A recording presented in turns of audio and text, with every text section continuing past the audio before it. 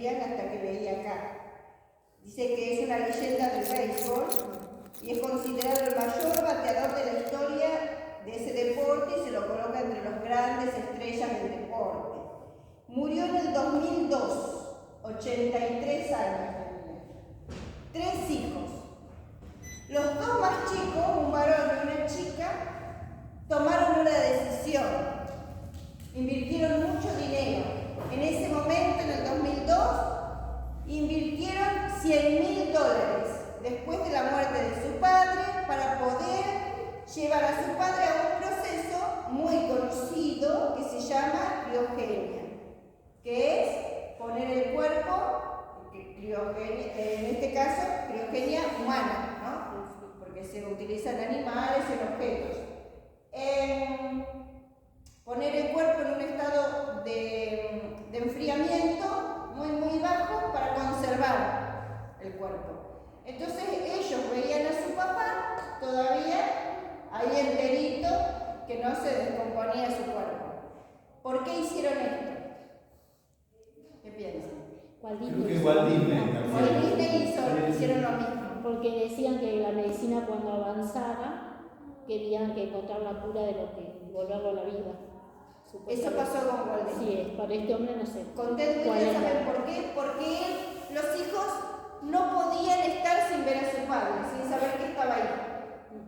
No se resignaban a tenerlo dentro de una tumba, en un cajón, bajo tierra. Ellos querían saber que su cuerpo estaba todavía ahí. Y saben, hola Jorgelina. Dice que ellos sabían, eran dependientes de su padre. Todo giraba alrededor del padre. Y cuando el padre muere, ellos sienten un vacío. Y tienen que conservarlo. Por eso hicieron eso. Y la hermana mayor, que era media hermana, lo llevó a juicio. Porque dijo, papá siempre quiso que lo cremen y que tiren sus cenizas en el mar. ¿Por qué hacen esto? Si bien él ya no sabe, está muerto, la hija mayor quería respetar el deseo de su papá. Y los otros 2 no podían hacer eso. Ellos querían conservar el cuerpo del padre. Claudia Williams era la hija menor y ella escribió un libro que se llamó Mi padre, nuestro padre, sabía que nosotros nos íbamos a aferrar a él. Y al estar él ahí, nosotros sentíamos que todavía teníamos fe y esperanza. Ese era el motivo del libro, ¿no? El libro se trataba de eso, se llamaba My Father, y ellos en su libro explicaban la teoría de por qué habían hecho eso, de conservar el cuerpo del padre bajo la criogenia. Porque nuestro papá sabía y queríamos aferrarnos a él. Finalmente ganó el juicio la mayor. Ellos sentían de que teniendo el padre todo iba a seguir siendo como antes y no iban a perder todo lo que ellos tuvieron, ¿no? Que lo más importante que tuvieron fue dinero. El padre hasta los 83 años generó dinero, ¿no? Imagínense como Maradona ya no jugaba al fútbol pero seguía generando dinero. Y muerto sí. Creo que hasta ahora sí. Entonces ellos querían conservarlo.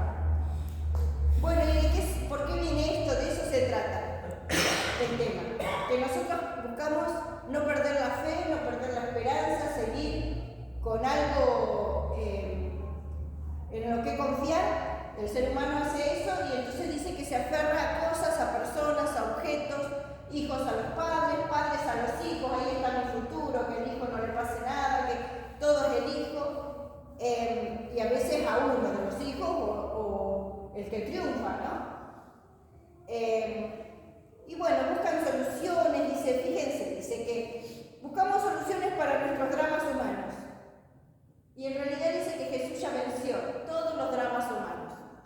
Jesús en la cruz venció todo lo que nosotros hoy podamos pasar, sea lo económico, pasar hambre, la vestimenta, las injurias, el maltrato, el desprecio y hasta la muerte. Todos los males que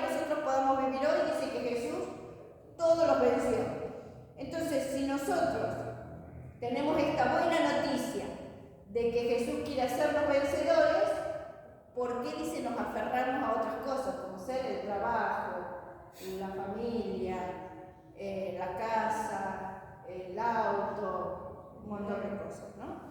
Pero bueno, en realidad fíjense de que, vamos a decir, uno pierde algo material, duele.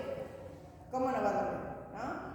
Pero dice que Jesús, si conocemos su historia, su mensaje, todo lo que Él padeció por nosotros no nos haríamos tanto problema por las pérdidas que tenemos hoy en día.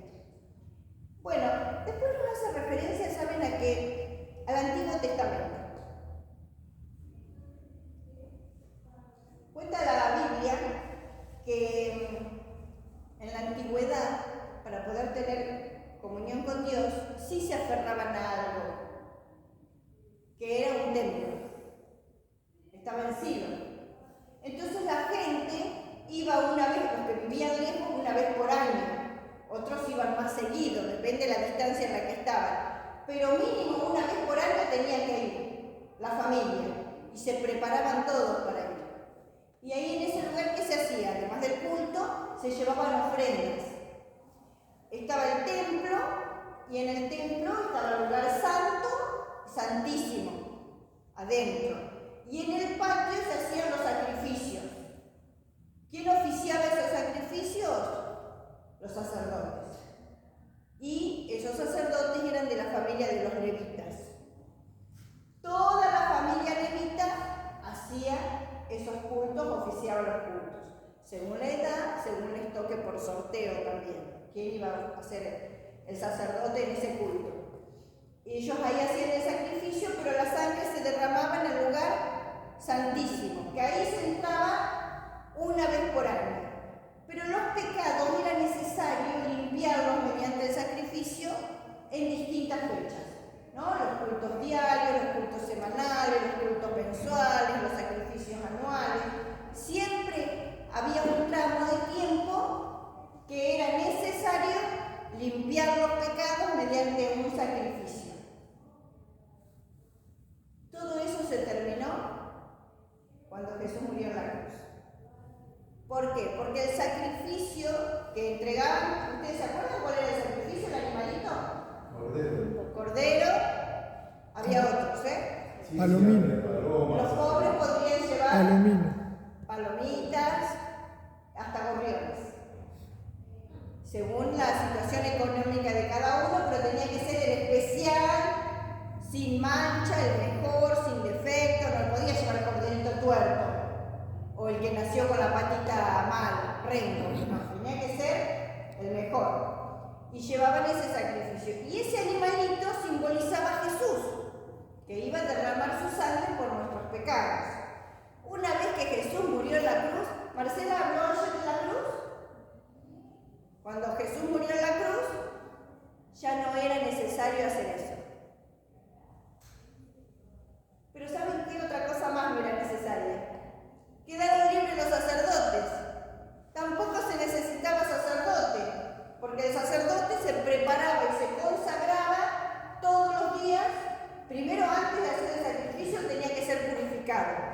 Entonces se paraba, lo lavaban, no tocaba nada impuro, lo vestían, hacía así porque lo tenían que vestir. Le ponían la túnica y él hacía así, y entonces le ponían toda la ropa, la pechera, la cabeza, todo lo que llevaba, él quedaba y lo vestía. Y una soga, no le ponían el día de expiación, le ponían una soga. Una soguita, porque él entraba al lugar santísimo, que eran con cortinas, un velo, y si él estaba en pecado y no estaba limpio para hacer esa tarea, podía llegar a morir ahí adentro. Como tenía campanitas en su ropa, no sé, Cencerro. sí, esas cositas que hacen ruido, si él caía se escuchaba el ruido. Entonces los de afuera agarraban con la soga y lo sacaban porque no podían entrar. Era todo tan... Y no se podía entrar a hacer un sacrificio, a hacer ese culto sin haber sido limpios, ¿no? Bueno, hubo algunos hombres que hicieron eso que no se debía, que fueron los hijos de un sacerdote, del primero, que fue Aarón, y sus hijos se llamaban Nadab y Abiú. Bueno, yo voy perdiendo todo si me olvido. Nadab y Abiú eran sus hijos, y ellos hicieron cosas que no debían hacer. Ellos tenían que poner el sacrificio, orar, y el fuego venía del cielo y quemaba. Y ellos, en vez de esperar que Dios descienda fuego, prendieron ellos. Y eso les costó la vida. Descendió fuego del cielo y en vez de quemar el sacrificio, los quemó a ellos. Murieron ante la presencia de Dios ahí, porque no era, por un fueguito. No, era algo muy importante eso. Ellos se jugaban la vida, los sacerdotes se jugaban la vida haciendo esa tarea. Era tan importante porque estaban representando al sumo sacerdote que es Jesús. Porque ¿qué hace la tarea del sacerdote? Ese sacerdote tenía que llevar el sacrificio e interceder. La ropa de él era manchada con la sangre de los animales. Entraba al lugar, se manchaba todo con sangre. ¿Pero por qué era todo la sangre? Hoy vimos en la escuela sabática que la uva exprimida, las manchas de uva eran sangre, que significaban muerte. Entonces él tenía que limpiar todo el pecado y lo llevaba consigo. Ese sacrificio de Jesús en la cruz, que él murió y entregó su vida y derramó su sangre por nosotros, ese sacerdote lo estaba haciendo como un símbolo. Cuando Jesús murió en la cruz ya no se necesitaba ni el sacrificio, porque era Jesús y ya se sacrificó, ni el sacerdote que intercedía, porque ya Jesús murió y él era nuestro intercesor, pero a la vez, yo lo anoté todo eso por acá, él a la vez, además de ser nuestro intercesor, es nuestro sacerdote, ayudador, abogado y ofrenda. Ahí está, el orden era la ofrenda, el sacerdote, nuestro ayudador y nuestro abogado. Todos los papeles que existían en esas ceremonias simbolizaban a Jesús. Hay más cosas que simbolizan a él. Pero hasta ahí, ¿no? Vamos a leer 1 de Timoteo 2:5. A ver si 1 de Timoteo 2:5. 2, capítulo 2, versículo 5. ¿Lees a la voz? Sí, porque hay un solo Dios y un solo mediador entre Dios y los hombres, Jesucristo hombre. Gracias. Entonces, ¿nuestro mediador quién es hoy? ¿El pastor? No. ¿El anciano? No. El sumo pontífice. El único que intercede por nosotros es Jesús. Entre nosotros sí nos podemos ayudar. Claro que sí. Nos servimos unos con otros, pero nosotros, nuestra categoría acá sería todos hermanos. Si bien en el templo se cumplen distintos roles para que la iglesia sea ordenada, todos somos los mismos pecadores. Y el único que intercede por nosotros ante Dios es Jesús. Entonces, si yo tengo problemas del trabajo, ¿a quién consulto? ¿A quién le pido? Si Alfredo tiene una changuita para hacerla, obviamente me va a ofrecer un trabajito, Angelita, ¿no? Pero ¿quién se encarga de ayudarme con el tema del trabajo? ¿Quién es? Jesús. Yo tengo que acudir a él. Si estoy teniendo problemas económicos, ¿a quién acudo? Si tengo problemas con el pecado, tengo una debilidad, un pecado acariciado que no puedo dejar, ¿con quién consulto? ¿A quién le pido ayuda? A nuestro intercesor. Y los demás, si me juzgan, yo tengo abogado. Estoy en mi lucha, tengo un abogado. Bueno, y después dice que en este mundo de tristeza, fíjense, tristeza, injusticias, infidelidad y hasta violencia. Violencia en los hogares, padres violentos. Ahí dice que en ese lugar Dios nos ayuda, el Espíritu Santo nos ayuda y Él es el único que puede tener compasión y amor por nosotros. Ahora, por ejemplo, si yo estoy sufriendo una violencia de género, ¿a dónde tendría que ir? ¿Me llamo al asterisco? Si es 114. 114, Creo que sí. 140. 144, ¿no? Bueno, algo de eso es. Parece en todos lados. Yo tendría que llamar ahí. Y bueno, puede ser que muchas mujeres han llamado. Y después vino la policía y les puso la perimetral. Y después, ¿qué más pasó? El hombre no podía acercarse. Y entonces le ponen un botón antipánico. ¿Y cómo termina la mujer? Sí, por ahí Muchas vuelve, veces la por ahí mata. vuelve y es peor. No, muchas veces la mata. Sí, la matan. Por todo eso. Porque tampoco es la policía, si bien está No es la solución permanente. no. En los problemas matrimoniales es Jesús. No quiero decir con esto que uno no tenga que denunciar, pero sí el único que puede restaurar es Jesús, el que puede restaurar cualquier problema que nosotros tengamos. En la tristeza, ¿quién se acostó algún día llorando? Bueno, creo que todos. Y capaz que nadie se dio cuenta, pero la almohada sabe de nuestro llanto, pero Jesús también. Entonces dice que Él es el único que puede conocer todo lo que tenemos en nuestro interior. Dice que Él puede soltar cadenas de esclavitud. Hay muchos tipos de esclavitud. A veces que hay parejas que están juntas obligadas, o qué sé yo, la mujer por los chicos, o el esposo también, a veces por los chicos, porque no siempre los hombres son los malos y las mujeres son las buenas. A veces la mujer es la mala y el hombre se queda y soporta por los chicos, por las situaciones económicas. A veces uno se siente esclavo a algún vicio, uno que no puede dejar, otros se sienten esclavos en un trabajo que ya no toleran pero tienen que seguir porque tienen que darle de comer a los hijos. Bueno, dice que Jesús en la cruz rompió todas esas cadenas. Solo nosotros tenemos que acudir a Él para poder romperlas nosotros también. Él romperlas en nuestras vidas. Y después dice que, a ver, fíjense, dice en Apocalipsis 5:5. Vamos a volver a lo mejor de la Biblia. Apocalipsis 5:5. Veo. Sí. Entonces uno de los ancianos me dijo: no llores, el león de la tribu de Judá, la raíz de David, ha vencido para abrir el libro y desatar sus 7 sellos. Ahí está. Mirá lo que me dice a mí, ¿no? Yo esta noche me voy a dormir llorando porque tengo una aflicción. Y entonces Dios me dice a mí: no llores, Lorena.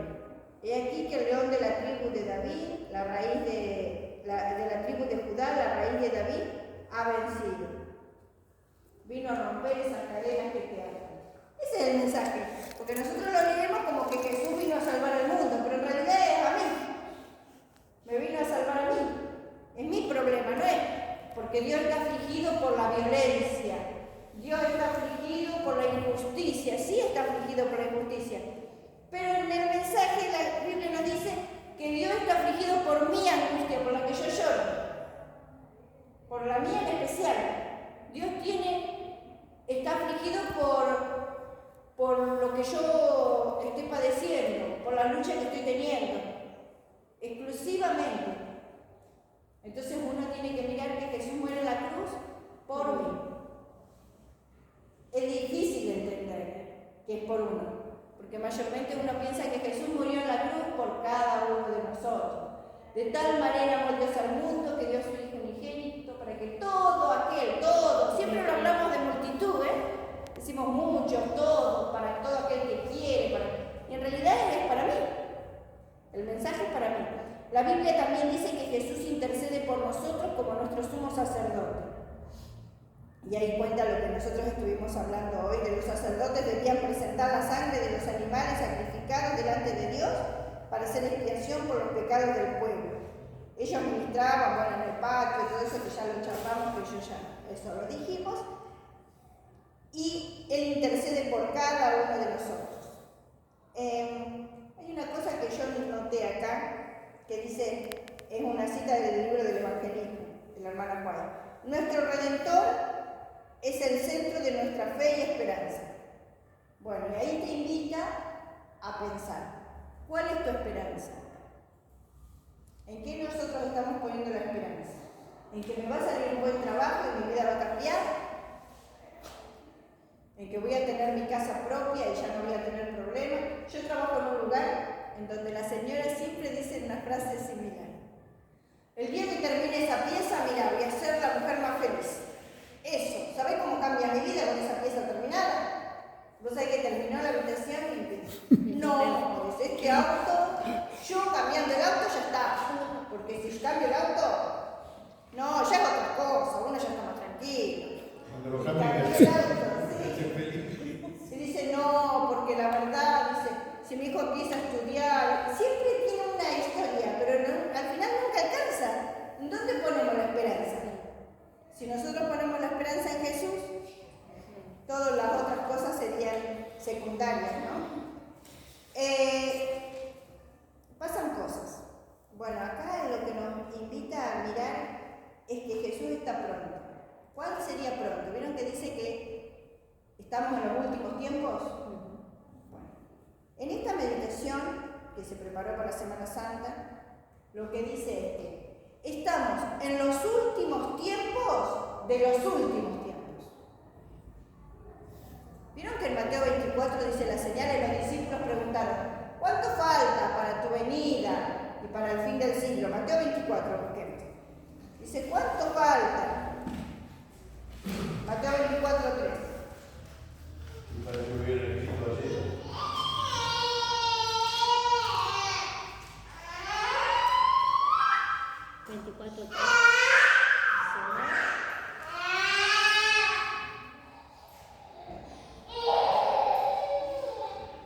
¿Querés leer, Alfredo? ¿Cuál? 13. 3. 13. Cuando Jesús se sentó en el monte de los olivos, se acercaron a él los discípulos, aparte y le preguntaron, dinos, ¿cuándo serán estas cosas y qué señal habrá de tu venida y del fin del mundo? Ellos querían saber, ¿no? Nosotros preguntaríamos, ¿cuánto falta? Ayer me tocó la historia con los chicos y yo les decía eso. ¿Cuánto falta? Miller sacó la cuenta y le dio mal.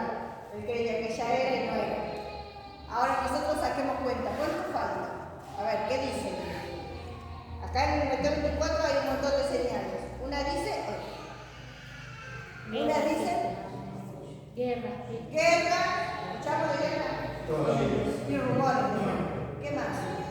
Pestes, ya pasó, COVID, por ejemplo. Pestes. El oscurecimiento del sol, de la luna, de Las cosas, miren, yo anoté algunas. Para no irnos muy lejos, ni de tiempo ni de lugar. Cosas que pasaron acá. Porque se dice que en los últimos tiempos dice que va a haber angustia y tristeza también. El amor de muchos se enfriará.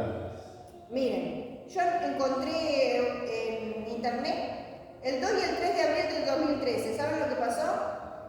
2013. En La Plata. Una inundación terrible. 400 milímetros llovió en 4 horas. 89 muertos. ¿Se acuerdan de eso? Sí, lo vi hace unos días en la televisión. No se supo que había 89, porque nunca dijeron ahora. Se cree que en realidad fueron más de 400. Sí, pero ahora Se dijeron, viste confió. que dijeron un muerto, habían dicho eso, ¿no? Y se recordó hace poco porque fue el 2 y el 3 de abril, los días Claro. hace poquito. Eso que pasó en La Plata, en Gran Buenos Aires, fue terrible. ¿Cuánto tiempo lo miramos en los noticieros? ¿No? Hubo angustia, tristeza. Vos te acordás mejor que yo. ¿Te acordás del granizo? Sí. Que parecían pelotas de ping-pong, decían. Sí, que rompió toda la zona norte de Buenos Aires, 2009. El desastre que hizo. Imagínate que vos te compraste tu autito con todo el sacrificio y te lo destrozó el granizo. Las cosechas, los campos. Las torres gemelas, la cantidad de muertos. Yo busqué cosas cercanas, ¿viste? No, porque también están lo que le pasó a los haitianos, pero, ¿viste? No tan lejos, busqué cosas de acá, imagínate, cosas que nosotros vimos. Cromañón, el 30 de diciembre del 2004. ¿Se acuerdan ustedes del 30 de diciembre? El incendio de Estábamos Mons. preparándonos para el fin de año. Y pasó lo de Cromañón, eso fue, dice, a las 22:50 horas. Ay, uno no se olvida el llanto de las madres, de las abuelas. Dice que había chicos ahí, ¿no? La Sí, angustia criatura. que hubo. Criatura. Yo me acuerdo de que me agarró escalofrío y yo decía, ay, Jesús viene pronto. Qué cosas terribles. Mirarle en televisión la cara de esas madres, la desesperación. cómo corrían de un lado para el otro, lo mismo que nosotros cuando se voló la AMIA, Sí. veíamos también cómo corrían de un lado para el otro las ambulancias, al lado había un jardín, no se sabía si había chicos heridos. Eso fue un 11 de septiembre. ¿Qué dice? No, el 11 de septiembre fueron las Torres Las Gemelas. Las Torres Gemelas. La AMIA fue, creo, en mayo, por ahí. En el 94 creo que fue. Sí. Ay, Sí, nosotros estábamos trabajando y sentimos, yo estaba en Olivo trabajando, y el Olivo estaba casi lindero con Capital, y sentimos la explosión, y nosotros pensamos que era una estación de servicio, estábamos con mi hermano arriba del techo. Y fue terrible, al ratito mirábamos en la televisión cómo corría la gente desesperada para un lado, bueno, con la torre no dormí, la gente corría para acá, para allá. Dice que en Cromañón hubo 194 muertos, que se cree que fueron más. 1.432 heridos. Terrible, ¿no? ¿Se acuerdan del 11? ¿Los trenes? Sí. ¿De 11? Ah, sí. Sí, ¿Eh? Vos estabas viviendo San Martín. en Buenos Aires en ese tiempo.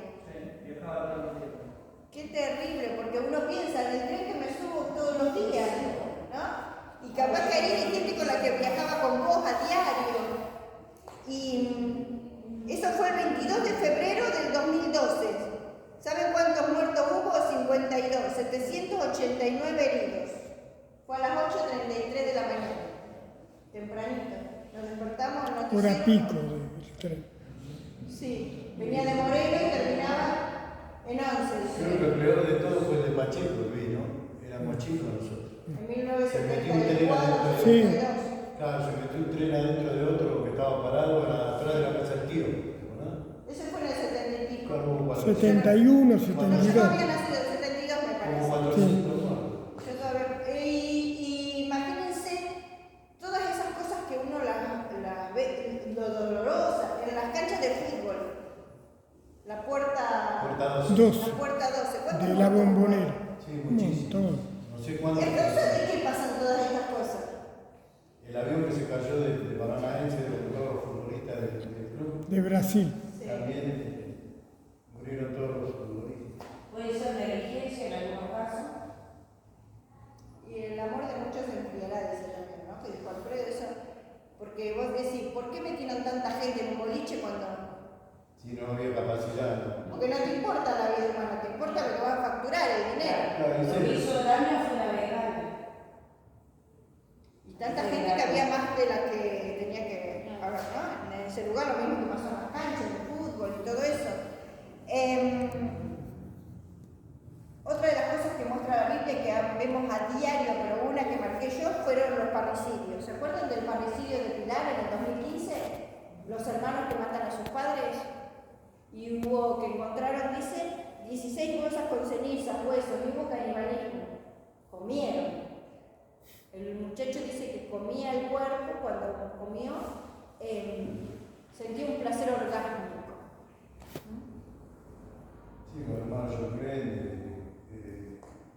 Todo. Hace poco también. ¿Y qué pasó el 11 de marzo del 2020? Marzo. Recién habían empezado las clases. Una semana de clase teníamos. El 11 de... Ah, Nos encerraron a todos. La pandemia. Decime si no sentiste vos que venía Jesús pronto. creo que Ve- no, las personas que no leían a mí. Mucha gente incrédula que no creía en Dios empezó, sí, Jesús viene. Se veían videitos que se hicieron virales, Jesús viene. Terrible, porque esto no fue en otros lados. Todo el mundo. Una plaga mundial. Fue en la Una plaga Argentina. mundial, porque siempre cuando, por ejemplo, acá en Estados Unidos la fiebre amarilla, o acá, O en China. pero en el mundo entero, creo que muy pocas veces se ha dado la pandemia. Y ahí sí la gente tenía miedo. No sé si África estuvo afectado. Sí. En un principio me pareció que África no. Yo no me voy a olvidar un video que vi de algún lugar que usaban, un lugar asiático que llevaban las túnicas y, ¿cómo es? Turbantes, que llevaban los cuerpos y los tiraban hacia En la abajo, y calle. venían las aves de rapiña y comían, pues ya no tenían lugar donde tirar los cuerpos.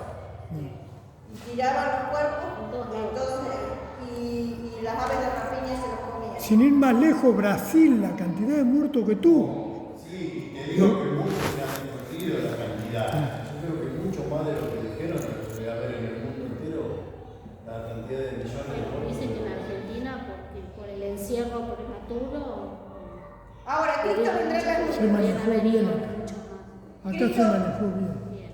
Cristo vendrá en las nubes, dice la Biblia. ¿Para qué vendrá? ¿A qué viene? Viene a dar un fallo final. A darnos el veredicto de lo que Es un juicio, la cosecha.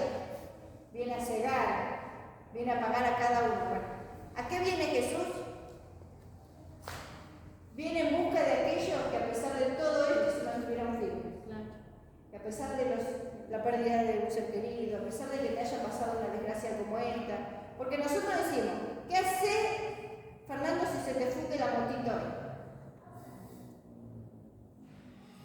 ¿Te vas a reír así? Ah, porque es tu herramienta de trabajo. Capaz no cambia, qué sé yo, tu fe en Cristo, pero te amarga o no te amarga. Si sos como Rolo, A mí se me rompió el auto en las vacaciones. qué Cuando bueno, volví. se me fundió el auto, decía. Ahora me compro Ahora voy a poder hacer el motor nuevo, decía, no, pero siga al otro extremo. Teníamos un hermano. Ahora vos imaginate una persona que en la inundación perdió todo. Hace poco vi una casita que se quemó y se perdieron vidas de criaturas. Perdió todo y no se veía un ladrillo puesto. Todo era polvo, todo, una garrafa Sí, rellena. qué feo. Nada quedó y murieron las criaturas. Así, ¿qué haces después de todo eso? Bueno, dice, Jesús viene en busca de sus hijos, que a pesar de que pasan todas estas cosas, siguieron con su mirada firme a Jesús, con la esperanza en Cristo. Y no es, o sea que no viene a buscar a muchos. ¿A cuánto viene a buscar? ¿Cuántos siguen con su esperanza y su mirada fija en Jesús después de todo esto? Después que te pasen todas estas cosas, que seas parte de alguna de estas tragedias y seguir firme. ¿Cuántas sillas hay ocupadas y cuántas hay vacías? Son malas vacías, ¿no? Porque a veces nosotros podemos pensar, ¿para qué somos re poquitos? Cada vez somos menos. Y claro que sí. Sí, se están viendo todas estas cosas. Entonces, no todos quedan firmes.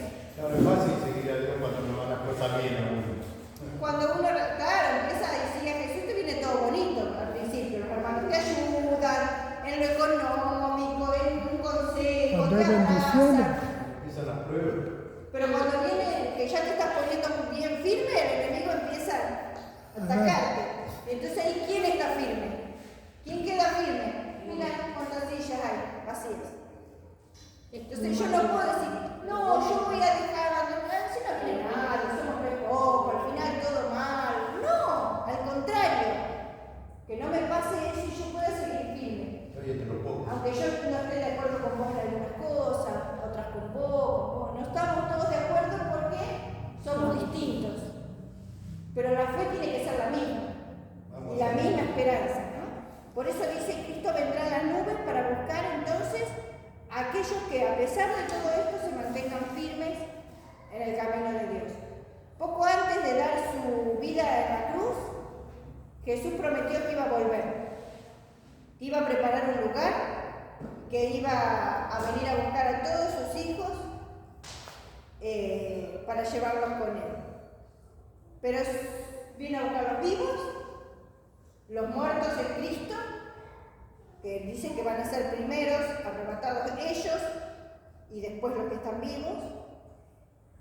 Y teniendo esa dulce esperanza en el corazón, el apóstol Pablo concluye, dice. Fíjense lo que dice acá Pablo, en el versículo 18 de Primera de Tesalonicenses 4. Dice, alentaos los unos a los otros con estas palabras. Eso dice. Entonces los que somos hoy, ¿cuántos somos?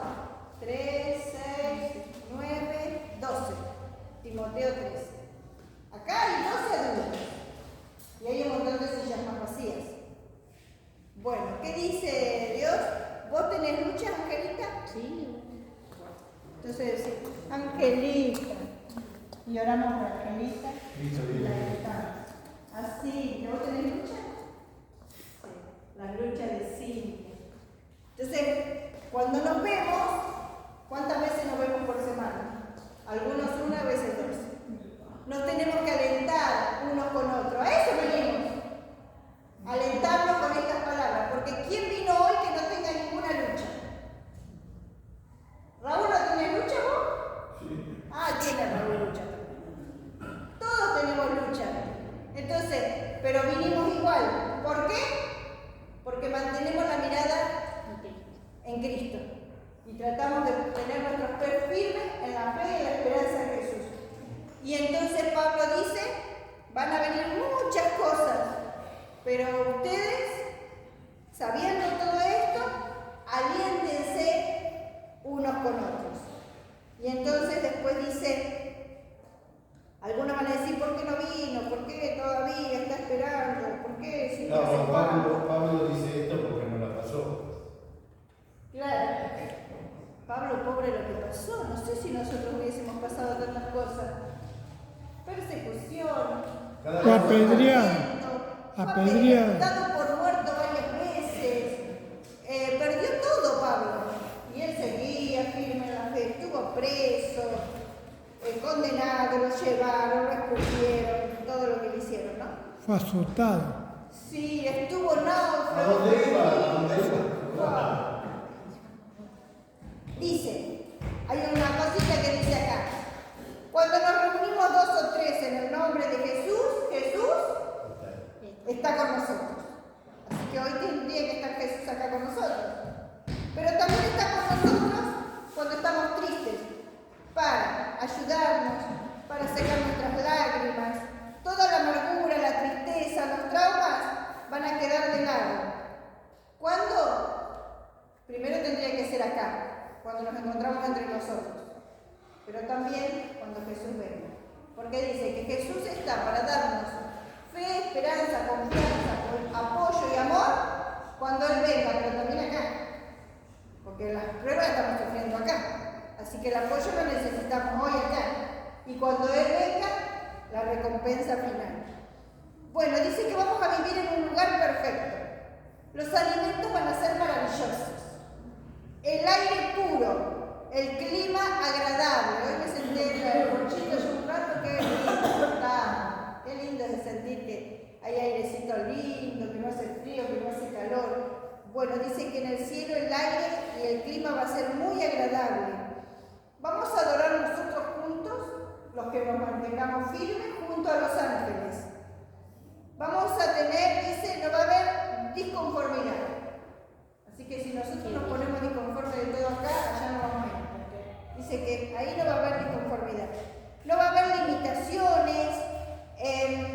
Vamos a poder viajar de nube en nube por los océanos. Dice, vamos a poder compartir con nuestros seres queridos que se fueron al descanso pronto y nos quedó cosas por disfrutar. Vamos a poder seguir disfrutando con aquellos.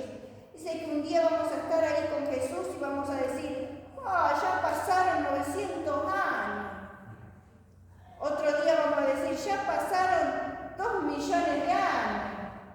Y otro día dice, vamos a pasar ya pasamos 70 millones de años. Y así. Entonces el tiempo va a pasar y siempre va a haber, dice, felicidad en el cielo, no va a haber lágrimas. Y nosotros vamos a decir, gracias Señor, gracias por haber hecho esto por mí, por haber muerto en la cruz por mí, por haber pasado todo lo que pasaste por mí. Y entonces dice que en un momento vamos a decir, ¿será verdad o será un sueño? ¿Estaré durmiendo y soñando todo esto? Y en eso dice que uno va a sentir una mano áspera en el hombro.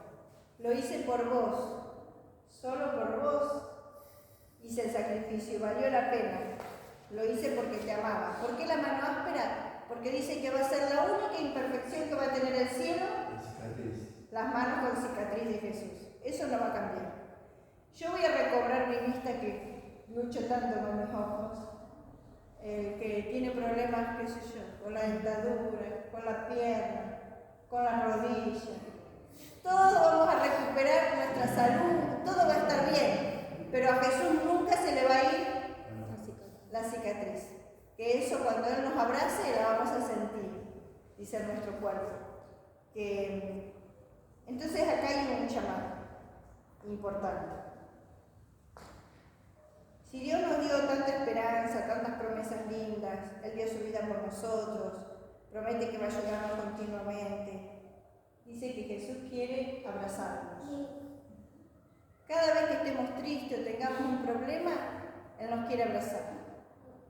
Y nosotros nos tenemos que dejar abrazar. Porque en sus brazos de amor dice que ahí encontramos el consuelo. ¿Dónde nos sentimos abrazados? Cuando oramos, cuando leemos la Biblia. Pero también nos sentimos abrazados cuando nos abrazamos entre hermanos. Así que el llamado hoy es: busquemos un hermano para abrazar. ¿A quién podemos abrazar? Yo la voy a abrazar a Cintia. Busca a alguien para abrazar a Angelita. Yo la abrazo a Cintia.